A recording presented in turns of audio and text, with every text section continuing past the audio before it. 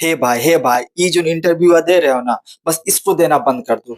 हर आदमी अपने अपने काम में कम से कम उस काम में कामयाब है। वो गलत भी कर रहा है तो कामयाब है ना। कामयाब तो जो फिर जो कट्टा चला रहा है वो भी है।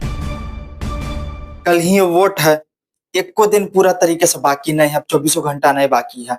6 तारीख को वोट पड़ने वाला है। बताइए कि एक जान चली गई और आप अपराधी को जेल में डाल दिए, तो आपने कितने जिंदगी बर्बाद की? कम से कम 2 जिंदगी बर्बाद हुई है। 2 नहीं, उस परिवार को पूछिए जिसको जेल में डाले हैं, उसका भी परिवार था। और जिसको तो मारा गया मारने है, गया था या अपराध करने गया था, तो उसको परिवार का ख्याल नहीं अरे आया। तो जो अपराधी- गलत काम करेगा फिर वो भूल जाए परिवार को, उसके साथ क्या सुलूक होगा। जब आदमी खाली रहता है ना, तो मौत में भी रोजी ढूंढ लेता है। अभी मैं गाली नहीं दे सकता। नहीं, गाली नहीं देना। और इस तरीके का इंटरव्यू देते जा रहे हैं कि हमको लगता है कि आरजेडी का जो 50-70 सीटियां आने वाला होगा वो होके डुबा देंगे। ये बात तो ऐसे कर रहे हैं कि हम तो पूरा एनडीए हिला के रखे हैं। एनडीए अगर हिलाइए के रखे हो भाई तो 21 सीटियां जीत लोगे। लेकिन ये जो भाषवा जो बोल रहे हो ना, इससे तुम कम से कम 10-15 सीट गायब करवा दोगे। इसीलिए तुमसे एक सलाह देना चाहते हैं तुमको कि कुछ करो चाहे नहीं करो, कम से कम इंटरव्यू देना बंद कर दो। इस बंदे का कहने का मतलब ये है कि अगर कोई किसी का मर्डर कर दिया तो उसका भी जिंदगी, उसका भी परिवार तबाह हो गया, और तुम ऊपर से इसको जो है जेल में डाल देते हो तो इसका भी परिवार तबाह हो गया। अब बताओ भाई, ये पहले लॉ एंड ऑर्डर के लिए एक संकेत दे रहे हैं कि हमारी सरकार आएगा तो अगर कोई किसी को मारेगा ना तो वो तो मर ही गया, जो मारेगा उसको हम सजा नहीं दिलवाएंगे, उसको हम जेल नहीं करवाएंगे। चलो एक परिवार बर्बाद हुआ तो दूसरा परिवार बर्बाद कर दें, तो इसी तरीके से धीरे धीरे बढ़ावा देंगे जंगल राज की तरफ। ये पहला सेंटेंस है, ये पहला संदेश है इनके साइड से, ये हम नहीं कह रहे हैं। इनका कहने का मतलब है कि अगर आप किसी को मारोगे तो वो सामने वाले को जेल नहीं दिलवाना है। और न्याय कैसे मिलेगा भाई, वो इनसे पूछो, ये कैसे न्याय दिलाएंगे नहीं दिलाएंगे मुझको नहीं पता है। क्या फायदा, उससे कोई फायदा है? अब न्याय कैसे इनके दिमाग में है कि कैसे न्याय दिया जाता है वो तो राम जाने भाई। पहला मतलब इनका देख लीजिए क्या निकल रहा है। दूसरा चीज ये है कि ये जिसका पक्ष ले रहे हैं, कह रहे हैं कि वो रावण था, जो मारा वो राम था। जो मरा ना वो कम से कम 74 साल के अंदर में मुझे लगता है कि 22-25 बार वो जेल जा चुका है। अब वो रावण नहीं था, कोनो बढ़िया काम के लिए जेल गया था वो। तो जिसके बारे में कुछ नहीं जानते हो तो मतलब अपने दिमाग में जो उपजेगा वो बोल दोगे, तो मतलब वो उस इंसान को भी अच्छा बता रहे हैं इनडायरेक्टली। और ये उसके ऊपर ही भी पक्ष ले रहा है। भाई जो मारा है ना उसका नाम अनंत सिंह है और वो जदयू का कैंडिडेट है, और जदयू का इस समय पता है सरकार है, सरकार में क्या है वो। अब वो सरकार का आदमी है, सरकार का कैंडिडेट है, सरकार का विधायक है, और उस अपने विधायक को, अपने कैंडिडेट को जेल में डलवा रहे हैं, उसका भी ये विरोध कर रहे हैं। मतलब ये समझ रहे हैं कि सीधे अपने पांव काटने के पीछे पड़े हुए हैं। खैर, आते हैं दूसरे सेंटेंस पे। इनसे पत्रकार जब ये पूछता है कि तेजस्वी ये बोले हैं कि हर घर को नौकरी देंगे, ओवरऑल अगर मिला लेते हैं तो बिहार में 2,75,00,000 घर है, तो 2,75,00,000 नौकरी दिया जा सकता है। तो क्या कहे नहीं दिया जा सकता है, कैसे दिया जाएगा? तो इनका कहने का मतलब है जब लोग बढ़ेंगे तो चीजें बढ़ेंगी, तब नौकरियां मिलेगा।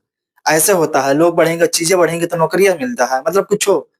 भाई बिहार का जिस हिसाब से बजट रहेगा उसी हिसाब से ना नौकरियां दिया जाएगा। वो भी पूरा बजटवा तो निकाल के दे नहीं देंगे, उसका भी मुश्किल से 25%, बहुत ज्यादा होगा तो हमारे ख्याल से तो 15%, 12% होगा।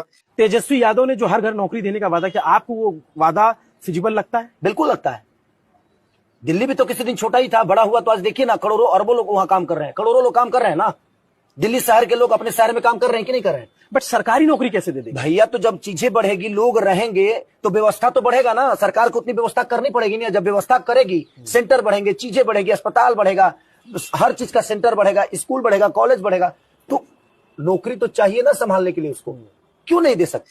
लेकिन ये जिस तरीके से बतिया कर रहे हैं ना, रुकेगा सर, एगो पहले पीटने की जरूरत है नेता सबको कि लोग बढ़ेंगे चीजें बढ़ेंगे, कुछ नहीं पता है।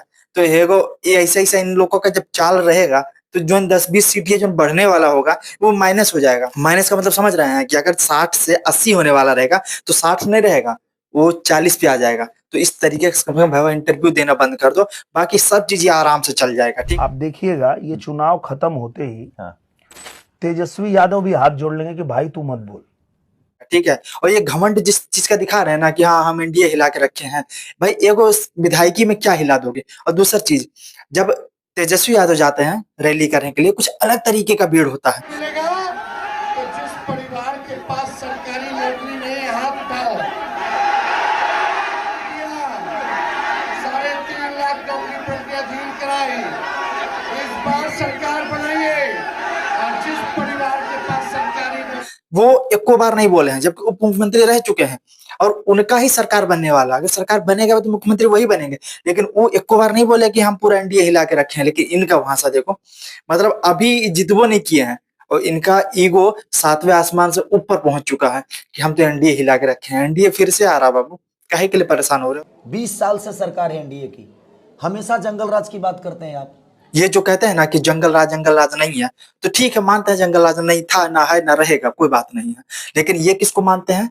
खान सर को। खान सर की बात ये ज्यादा करते हो। खान सर क्या बोल रहे हैं वो भी सुन लो। तो लालू यादव के समय क्या मिला था? हाँ, लालू यादव के समय खराब क्या हुआ था?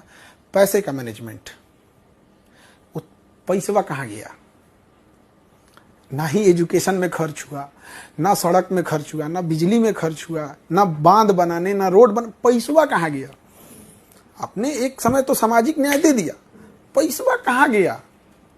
कुछ तो एक होना चाहिए। नीतीश कुमार के साथ कहाँ ढक जाता है, कमवा दिख जाता है। भैया सड़क नहीं थी, पुल नहीं था, लॉ एंड ऑर्डर नहीं थी, बिजली नहीं था, वो दिख जाता है। वहां बस यही होता है कि पूरा बजट गया कहाँ। तो जब ये जिस चीज को मानते हैं, कम से कम उसकी बात सुन लो। ये कहते हैं कि हम प्रशांत किशोर की बात से ज्यादा सहमत रहते हैं, तो भाई उनकी बात भी सुन लो।